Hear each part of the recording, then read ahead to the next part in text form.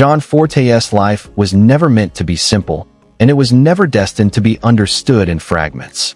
To speak of him only as a collaborator, only as a prisoner, or only as a comeback story would be to miss the essence of who he was.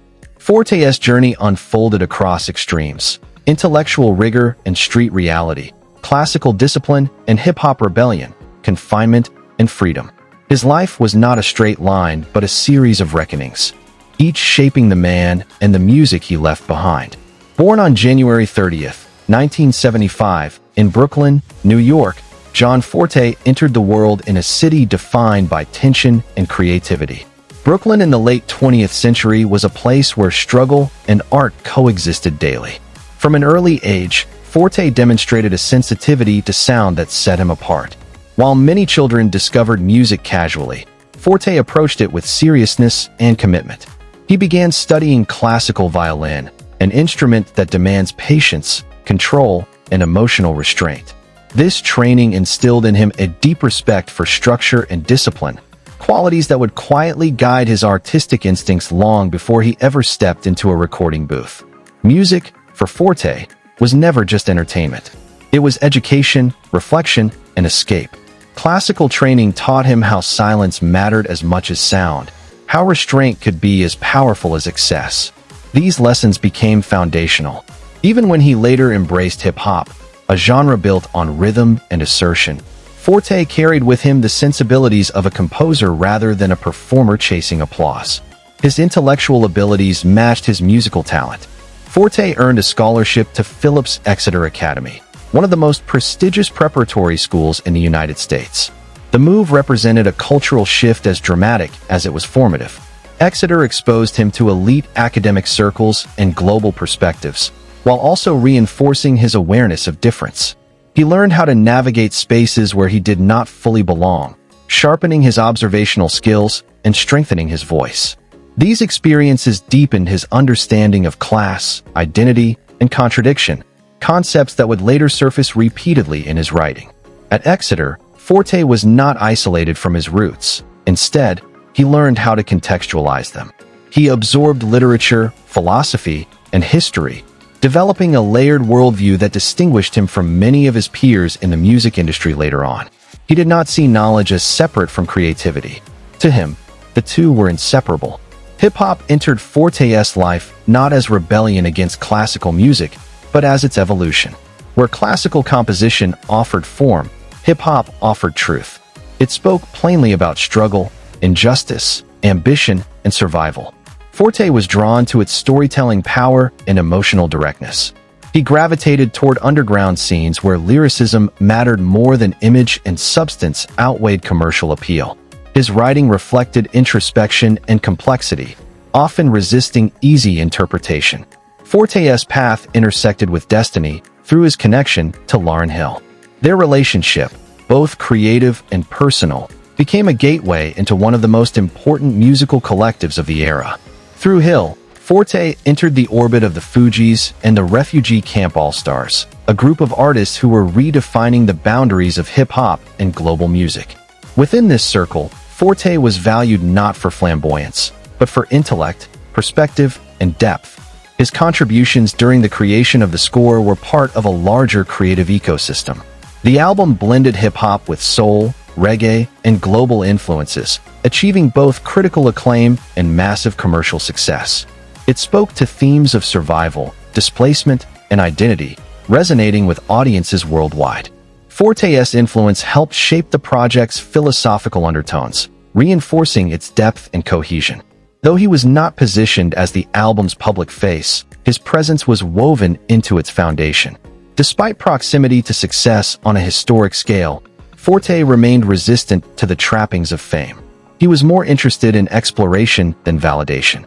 This mindset became evident with the release of his solo debut, Poli-Sci, in 1998. The album was dense, introspective, and unapologetically cerebral. It challenged listeners rather than catering to them. While it did not achieve mainstream success, it affirmed Forté's commitment to authenticity. He was not interested in simplifying himself to fit expectations. Just as Forté's identity as an artist was solidifying, his life took a catastrophic turn. In 2000, He was arrested and later convicted in a federal drug trafficking case involving liquid cocaine. The sentence, 14 years in prison, was severe and unyielding. For a man in his mid-20s, the punishment was life-altering. Overnight, Forte was removed from the world he had built and placed into one defined by restriction, surveillance, and loss of autonomy. Prison stripped away illusion. It forced Forte to confront not only the consequences of his actions, but the broader systems that shape punishment and rehabilitation. Many artists vanish under such circumstances, their voices silenced by isolation. Forte chose a different path. He turned inward, using writing and music as tools for survival. Creativity became a way to process guilt, anger, and accountability. His work during incarceration reflected a depth born of reflection rather than ambition. Forte's time in prison became central to his evolution. He read extensively, wrote relentlessly, and refined his understanding of responsibility. He did not romanticize his circumstances. Instead, he documented them honestly. This period transformed his art from expression into examination. He emerged not as a victim of circumstance, but as a man aware of his choices and determined to learn from them. Over time, Forte's case drew attention from beyond the music industry. Advocates and fellow artists viewed his sentence as emblematic of a justice system more focused on punishment than proportionality. After serving approximately 7 years, his sentence was commuted, allowing him to return to society. Freedom arrived not as relief alone, but as obligation. Forte understood that survival carried responsibility. Re-entering the world was not seamless. The industry had evolved, and public memory had faded. Forte did not attempt to reclaim a moment that had passed.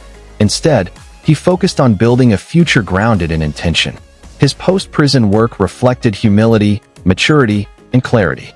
He addressed themes of ancestry, spirituality, and transformation with a voice shaped by lived consequence rather than youthful abstraction. His later albums revealed an artist comfortable with complexity. Projects like Vessels, Angels, and Ancestors explored lineage, memory, and identity. The music was reflective rather than performative, designed to resonate rather than dominate. Forte collaborated selectively, choosing depth over exposure. He also expanded into visual art and community engagement, demonstrating that creativity did not exist in isolation from responsibility. Eventually, Forte settled in Martha's Vineyard, Massachusetts. The move symbolized a desire for balance and rootedness. Surrounded by family, he embraced a quieter life that allowed him to reflect without retreating from purpose. Those who knew him during this period described a man who was thoughtful, present, and grounded, someone who had learned to value stillness as much as expression. In January 2026, John Forté was found unresponsive in his home in Chilmark, Massachusetts. He was pronounced dead at the scene at the age of 50.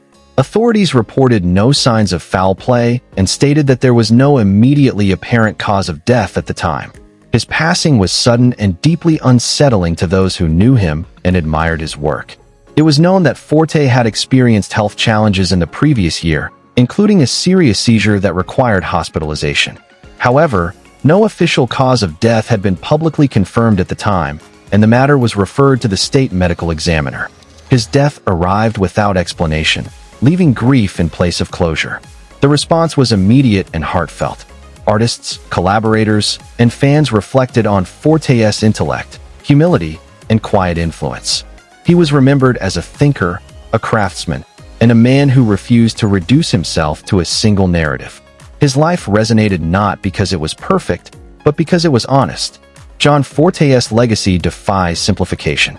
He was a contributor to one of hip-hop's most influential albums, a solo artist unafraid of complexity, and a man who faced consequence with accountability. His story challenges the idea that success is linear or that failure is final. It reminds us that growth often emerges from discomfort and that redemption is lived, not declared. He is survived by his wife and children, whose presence grounded him during his final years. Through them, and through his work, Forte's influence continues. John Forte's life was a study in depth. He lived through brilliance and loss, confinement and renewal. His journey reminds us that people are more than their worst mistakes and more than their greatest achievements. In his music, his words, and his example, John Forte leaves behind a legacy of truth, accountability, and quiet resilience. Though his voice has faded, its echoes remain.